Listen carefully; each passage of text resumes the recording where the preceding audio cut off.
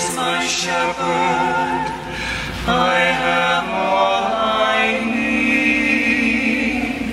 She makes me lie down in green meadows. Beside the still waters she will lead. She restores my soul. She rights my wrongs. She leads me in the path of good things. She fills my heart with songs. Even though I walk through a dark and dreary land, there is nothing that can shake me. She has said she won't forsake me. I'm in her hand. She sets a table before me in the presence of my foes. She anoints my head with oil, and my cup overflows. Surely, surely goodness and kindness will follow me all the days of my life, and I will live in her house forever, forever and ever. Glory be to our Mother and Daughter and to the Holy of Holies, as it was in the beginning, is now, and ever shall be, world without end. Amen.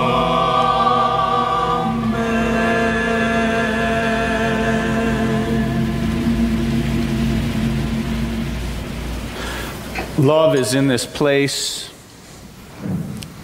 We can feel it in the different generations singing, in the words and the music of women from across the ages. We can feel the presence of something truly beautiful. And when we hear the holy being referenced in female voice and female pronouns, it's a powerful experience to imagine what that's like, especially for me, you know, as someone who's grown up, you know, male all my life, and to hear the holy, the 23rd Psalm, sung in that way with the voice of the holy as a she, and trying to imagine what that would be like to grow up in a world where always that was how the divine was presented. Today I wanted to talk about women who've inspired me, and as I started to think about it, I made a list of women. I started making this list, and I realized that if I didn't focus this message somehow, this was going to sound a lot like an acceptance speech at the Academy Awards. There are so many incredible women who've touched my life and really changed me and helped me become who I am today. So I wanted to name just a few of those, and I've narrowed it down to 3. And the good news is that unlike the Oscars, this isn't a once-in-a-lifetime opportunity for me. I get to do this almost every week, come back and share a message. So fortunately, I don't have to squeeze all the women who've touched my life into a 20-minute message. The first one that I want to share with you is a woman, you've probably heard of her. I think you know her, Anne Sullivan. She became famous as the teacher of Helen Keller. She's always fascinated me. Of course, Helen Keller was a young girl who was blind and deaf and living in a dark and lonely inner world because she could not communicate and she couldn't learn. Anne Sullivan herself came from tragic circumstances. Her parents were poor and illiterate. They immigrated from Ireland during the Great Famine to the United States. And at age 5, Anne contracted a bacterial eye infection called trachoma, which created very painful infections in her eyes and left her nearly blind. When Anne was 8, her mother died. And her father abandoned her and her brother 2 years later. They were sent to a home for orphaned and abandoned children, and her brother Jimmy died 3 months later. Anne was 8 years old, alone in the world, nearly blind, in chronic pain. She was grieving the death of her mother and her brother and the abandonment of her father. She couldn't read or write, nor could she work as a seamstress or a housemaid like other girls. She heard about a school for the blind in Boston, and she convinced the head of the almshouse after a number of years to allow her to enroll.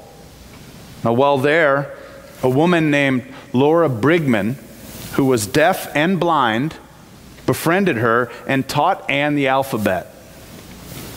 By the time Anne was 20, she graduated as the school's valedictorian. After graduation, her school was contacted by the father of Helen Keller, who was 7 years old, blind and deaf and prone to tantrums. The headmaster of the school recommended Anne Sullivan, who traveled to Alabama to work with young Helen Keller. Now, at first, Helen was defiant and would not cooperate with Sullivan's instructions. And when Keller did cooperate, Sullivan could tell that it wasn't making the connection. Helen wasn't making the connection between the objects and the letters that she was spelling out for her on her hand. Sullivan kept working at it, forcing Helen to go through the regimen every day. She believed in her potential. She believed that she could learn. She believed that she could be a fully functioning human being in the world. And when Helen was frustrated, her tantrums grew more and more, and her frustration kept expanding and growing as Sullivan kept over and over trying to teach her these words, trying to teach her language. In a dramatic struggle one day, Sullivan taught Keller the word water. She helped her make the connection between the object and the letters by taking Keller out to the water pump and put her little hand under the spout. And when Sullivan turned on the spigot to allow cool water to pour onto Helen's hand, she spelled out the word W-A-T-A-R on Helen's other hand. Helen finally understood and repeated the word on Sullivan's hand. Helen then pounded her fist on the ground, demanding to know its letter name. Sullivan followed Helen around for hours, spelling out word after word into her hand, and by nightfall, Helen had learned 30 words. Because of Anne Sullivan's determination and her belief in Helen, her ability to see Helen as a fully capable person, despite lots of evidence to the contrary, she helped her out of a life of darkness and ignorance, tantrums, and isolation. Keller went on to become a renowned author and a powerful political activist and lecturer. She was the first deaf and blind person to earn a Bachelor's of Arts degree. And almost 150 years after her birth, Helen Keller continues to inspire others to live full lives. It was Anne Sullivan's ability to believe in her and to see her capacity that allowed this profound transformation to happen. Now, another woman who inspires me is my mom. From the time that I was 10 years old, she was raising me and my older brother as a single parent. Divorce back then was still pretty rare, and people who were divorced were still stigmatized. My father moved out of state. Even though he stayed involved and very connected in our lives, he was a few thousand miles away when a lot of the challenging and formative moments of our daily lives occurred. My mom went back to school and earned her master's degree while working and raising us. She became a well-respected professional in the healthcare industry, and she worked long hours. But she made sure that we had dinner together as a family every night, and she taught my brother and me how to cook and clean and drive and do our homework. And she seemed to make it to all of my football games, wrestling matches, and other events and activities. I don't really know how she did it, now that I'm a parent especially. But of all the things she did in her life, all the remarkable accomplishments that she had, for me, the most important was that she saw who I was, and she encouraged me. She taught me to dare to dream and to pay attention to my heart's longings, and encouraged me to relish the adventure of being alive. When I was 19, I had no idea who I was, what I was capable of, but she had a sense. She'd been watching me all of those years at home, as well as in the world. And one day, when I was trying to figure out what I was going to do with my life, what I was going to major in or study, and where I was going to go, my mom said to me, "Have you ever thought of becoming a Unitarian Universalist minister? I think you'd make a really good one." "A minister? Mom, please," was my obnoxious and discounting teenage response. But she proceeded to list the qualities and interests that she saw in me that gave her this idea. You know those moments when someone says something and your entire world suddenly looks different? Nancy Schaefer asks, "Where were you when you heard that voice and finally it called for you? Were you in the shower, wet and soapy, or chopping cabbage late for dinner?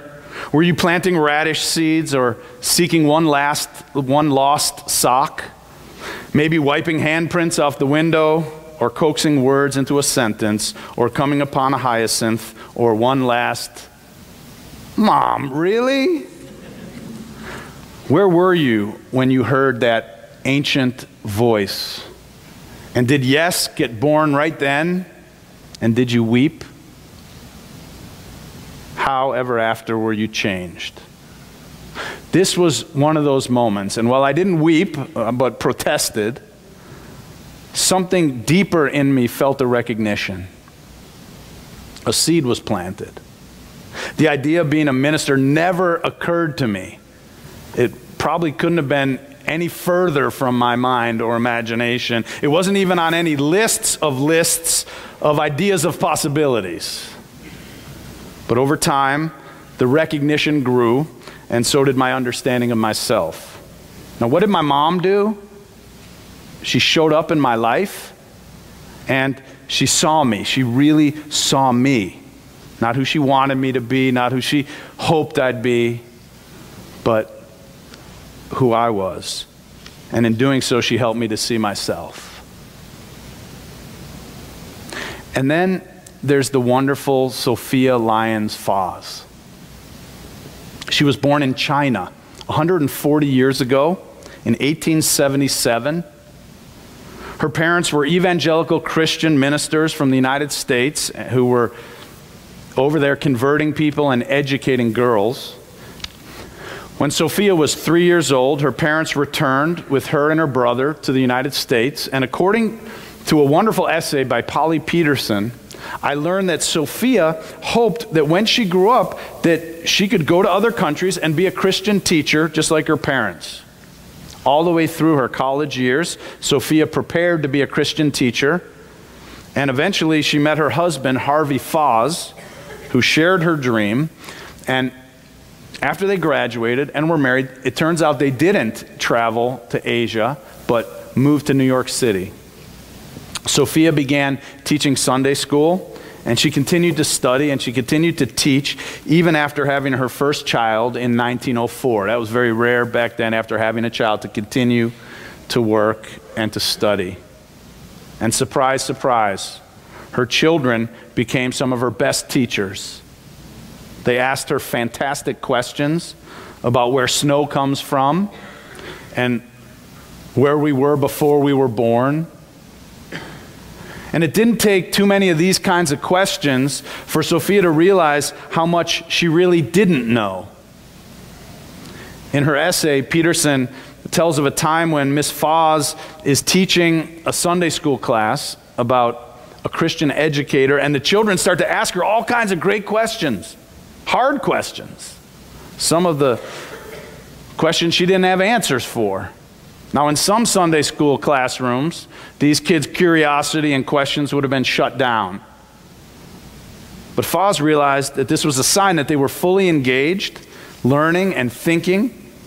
And after a while, Foz's ideas about religion and religious instruction began to change.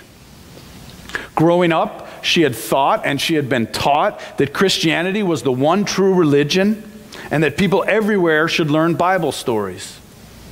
But she eventually discovered the beauty and the wisdom of stories from other world's religions, and how these stories also help to answer and provoke interest in the great questions of our existence. She published a book called From Long Ago and Many Lands that is full of wise stories from many cultures and many religions. It's a book of stories that I grew up with hearing in my Unitarian Universalist Sunday school classes.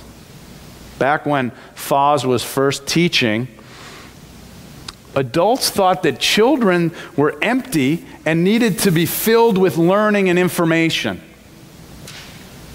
She came to see, in Peterson's words, that children are more like gardens already planted with seeds of possibility for learning and growing. She came to see that a teacher's job is to provide the good soil and water and sunlight that a garden needs in order to grow. It was Foz's experience with children that showed her that in religious education, the purpose should not be to stamp our minds onto our children's through indoctrination, but to develop in them an innate curiosity and goodness. She wrote about her philosophy of religious education, and it caught the attention of the president of the American Unitarian Association. She wasn't a Unitarian, but Frederick May Elliott, the president, invited her to speak to Unitarian religious educators, and Foz would go on to study and be ordained as a Unitarian minister at the age of 82. She lived to be 102, and she kept learning through her whole life.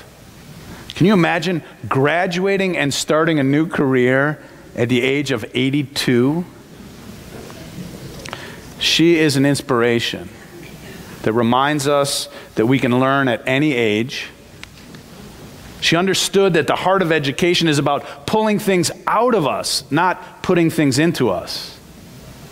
And she's the reason that in our Sunday school classes here at All Souls, our children don't memorize a catechism or get indoctrinated into a set of beliefs. Instead, we design our Sunday school to spark their imagination about matters of ethics and faith and spirituality and life. She saw that our potential is already inside of us like a seed. And what we need to become fully functioning, free, and responsible people is to have our creativity and our goodness watered and drawn out of us through our experiences. These three women inspire me most, not because of their remarkable academic accomplishments or their professional achievements, all of which on their own are inspirational, but because of the way that they have shown us that what we see and believe about the potential in other people can help them to discover themselves. It requires seeing our children and others not for who we might want or expect them to be, but really seeing them for who they are. They demonstrate that the origin of our brilliance and our happiness begins with tuning into our own depth and our own experiences. Where were you when you heard that voice? And did you weep?